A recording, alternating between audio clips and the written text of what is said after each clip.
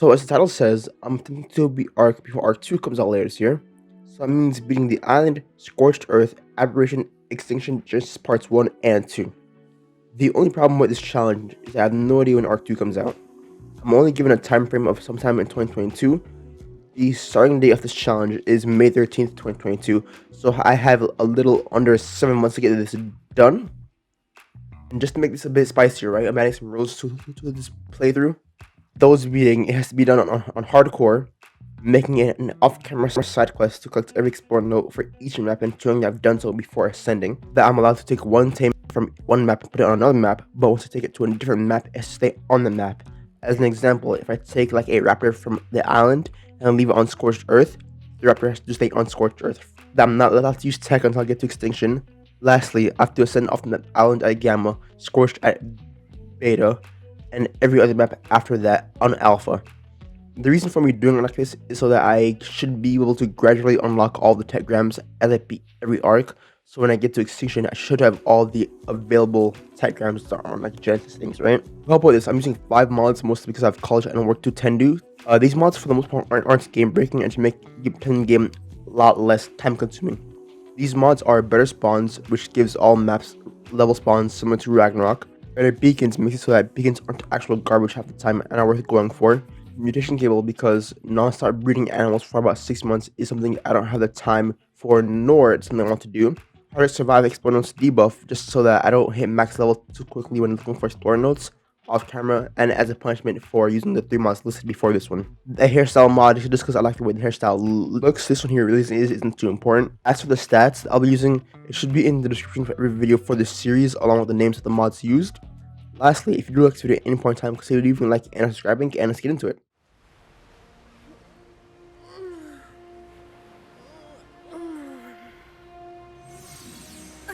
Oh, that's unfortunate.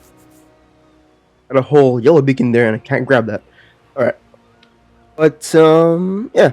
This first episode here is gonna be a quick speed run, to be honest, of what I need to get done right now. I could probably split them up in 2, but I don't want to do that. And what's gonna happen here is try and get a Parasaur and Tron untamed. Once I get said Tron untamed, run myself over to the north coast, which is kind of on the map. I kind of did delete the game, I reinstalled it, kind of played around for it, then yeah. But yeah, I guess on the north coast, I'll set up there. Reason for the north coast is because I live near a carnivore island, so Rexes, Argentavi, anything that I really want as a carnivore tame, pretty easy to find. I have the snow right next to me, so Utairani, Deodons, Oil, Silica Pros are pretty easy to get my hands on too. And then I live near 2 mountains, so Crystal Middle Obsidian aren't too hard to get either. Then I live near the redwoods, kinda, sorta, so if I want a Thalcolio for any reason, I'd probably just easily go over there and get one, but at the same time the redwoods are in the middle of the map, so it's pretty equally distanced from everything else, so that one really isn't a big plus to it. Only problem with the with that spot I'm gonna live in is mostly because it's kind of out in the open, so every now and then a Sarco might attack and just make everything upsetting, but I'm not really too worried about that. And I'm kind of spinning around too, but another benefit to living on the north coast is I live right next to the Oasis little thing. I don't know what it's called. It's called the Hidden Lake. Hidden Lake spawns Castroides. Castroides, I get the wood from them, and I can get a pretty decent amount of smithing paste from the beaver dams, if anything. That's also pretty nice reason as to why I want to move there for the episode. And honestly, I could have just spawned there and called it a day, but I'm lazy and I'm not gonna do that because I want to at least spawn where the game recommends me to. I guess for now, what's gonna end up happening here is I'm just gonna at least try and get like a little basic tool set going, and then I'm gonna just like do a little off-camera work to get my level up and hopefully get a Parasaur saddle going. Alrighty. Alright, so I saw 2 Parasaurs, right? This one and then the one on the other side of the coast over there. So I'm gonna check out which one has the lower level, right? Yeah, 150, yeah, no. I don't have facilities to knock that thing out. Probably gonna end up killing it later though for the XP and hide and all that good stuff. But now I think, if it's still alive, that is. Where the hell did you go? Alright, there you are. The chances of you being on lower level, then it has to be at least like 1 out of 1.5 or 2.5. I already got a saddle one not made. And I have the mayhole berries on my person, so I gotta use knock this thing out. Hopefully it doesn't die on me, because if it does, I might have to cry right here and now. I don't like knocking things out with slingshots. I would rather use a club if I didn't have the options of check arrows. But I don't want to waste the engram points on the club, so I'm using a slingshot. It's already a prerequisite from the bow and arrow that I made. Right, that's knocked out. I already have enough metal for when I hit level 20. It's just 20, right? It's 21. Level 20, pretty sure. Yeah, level 20. As for now, what I'm gonna end up doing is just kind of killing more stuff along the coast until I can get to level 20, because I can't really do much, right? They're very close to level 11, so I can make more foundations for upgrades, and then when I hit level 16, I can make a raft. That should give me enough of a boost, and then between each of those levels, I guess I have to just be spamming narcotics as much as possible.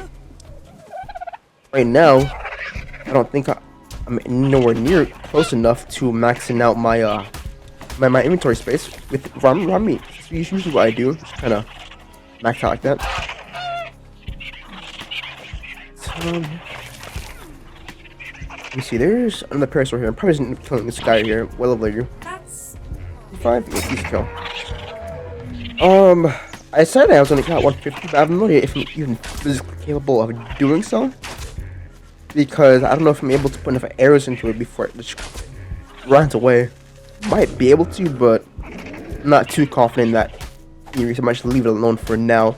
And if I have a crossbow by the time I'm still like rounding out for level 38 for the Trondon saddle, I might go ahead and do it, right? Oh shit! I split enough of this before it all spoils, please. Damn it! All right, whatever. That should be enough for now. I can use the rest of that meat as what's the word here? I can use the rest of that meat for food. Just gonna start working on the foundations now, though, which is nice. How many? I don't have that much fiber actually. I'm working fiber. Parasaur should be awake before I get this should be before I get this foundation stuff set up, which is should be nice. But I don't know. All right, so I lied a bit. I got my foundations done before the parasaur was able to wake up. But considering that it's basically tamed, I'm not really too concerned about that. I am going to attempt to kill that 150 though real quick. Nice. And you can help me do that too while I'm at it, right? I have 2 things damaging 150. Hopefully I don't kill my parents in the process by like shooting their face one too many times. Alright, cool. So 150 is now gonna get murdered. Oh my god. Cool. Hoping that I'm able to kill this thing fast enough, because if it runs, I'm not gonna chase after it. That's too much time I'm not willing to waste right now. Alright, let me press our passive before this thing kills it by accident and takes all XP, because I don't want that to happen. I don't know if that's an actual mechanic or not, but I'm gonna assume it is. And yeah. Alright. Okay, cool. 143 more on me. That's nice. This Tron down here was level 50 or 150. I saw a 50. I don't know if it had a 1 in front of it. 50. Okay, I'm gonna let it live for now. But if I find a higher level one any time between now and level 38, I'm 100% gonna kill that one and tame the higher level one instead. But for now, what's gonna end up happening is literally I'm gonna take all 303 of this meat, turn it into narcotics for XP, and then hopefully in between then and whenever I bring y'all back, I should be near level 138. I'll of course bring y'all back when I'm level 21 and update y'all on whether or not I knocked out a Trondon, but if not, I'll be right back. And yeah. Okay. So, I'm in a problem right now, right?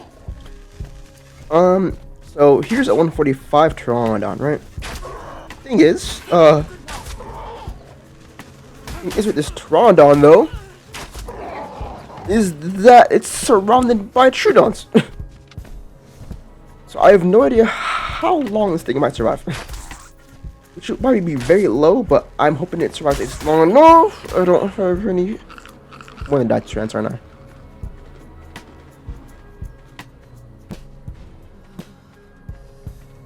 Okay. I might be able to escape the ants. Maybe, probably, maybe not. I have no idea. But what I'm gonna do is I have that 145 knocked out. I'm gonna go knock out the level 50. So if the 145 dies to the Troodons, because I do not have the resources needed to kill those things. Not the armor, not the weapons, not the tames, nothing like that. So yeah, I'm gonna go check out that level 50, knock that thing out. Whichever one I can get my hand on is one that I'll be using for the rest of this episode. But yeah, be right back. So I think I'm pretty much done for this like little area now. I made like a lot of narcotics. I'm probably gonna end up coming back for in the future, but for now, not really. I am level 40. I got my Pteranodon saddled up and tamed. I didn't get a peek at what its stats were pre-tamed, but for its stats right now, it's whatever you got here.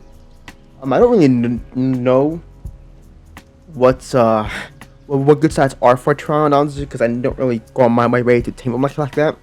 The reason why I'm doing it now is because I'm gonna use a fully bred Pteranodon to steal a Wyvern egg on Scorched Earth. Yeah, I failed to mention that too. I am going to take a Pteranodon to Scorched Earth as my island tame, just so I can get a Wyvern from Scorched Earth. But yeah, I think I'm pretty much done for this area. I have all my weapons, crossbows.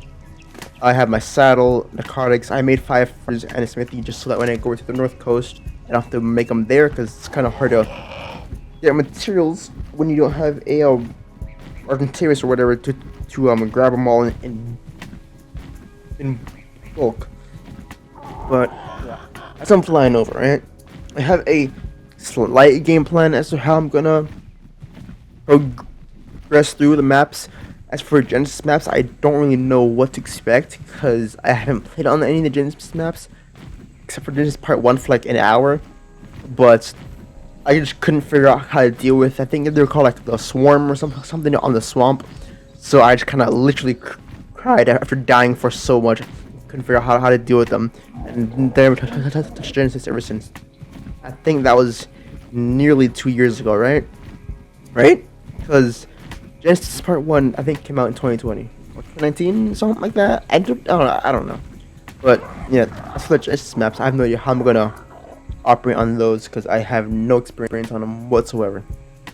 But as for the current maps, for Scorched, like I said, I'm taking on Pteranodon, stealing a Wyvern egg.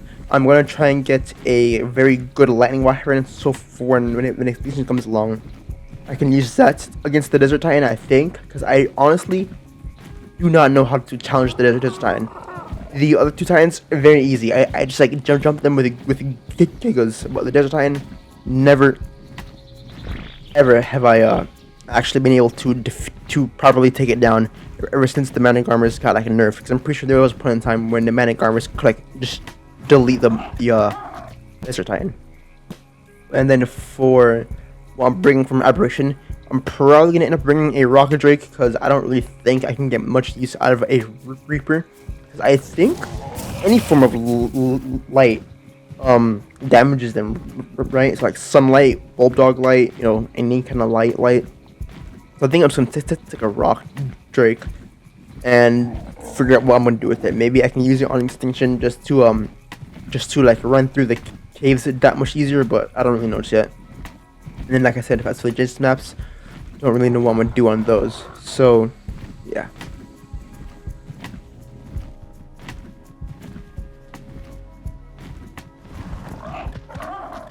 Okay. Let's skip forward, but here's the spot in which I will be setting up my like little base for the rest of the series. Like I said in the beginning, everything that everyone wants is pretty nearby. What the hell is that thing we're running from? Oh, it's lobster. Okay. Yeah, so everything's pretty nearby. Cardinal Islands has Rexes, Sabers, Argentavi, whatever other thing I could want, other than like Allosaurs. Allosaurs spawn in the mountains. I can get those pretty easily. Crystal metal obsidian also spawns on the mountains. Really easy to get. You Tyrani, Daedon, Silcoprose, and oil on the snowball biome. And I'm fairly certain that at least one deep sea loot drop spawn point is here. So if I get lucky too, that's also a pretty easy thing to get. Lastly, I'm pretty sure I can use that little like inlet over there. I don't know what you would actually call it, as a little pen for any ocean tames I do. I don't think I would. I would probably just crowd pot them and call it a day, but the option is there. But yeah, that's it for me. I'm in this episode right here. Next episode, I'm probably gonna try a bit of ardent taming and breeding, and maybe in between now and the next episode, and a little bit into the next episode, you'll probably see me start working on Pteranodon. I'm working on Pteranodons because, like I said, I'm taking on the scorched earth. But yeah, if I activate at any point in time, leaving a like and subscribing, and I'm out.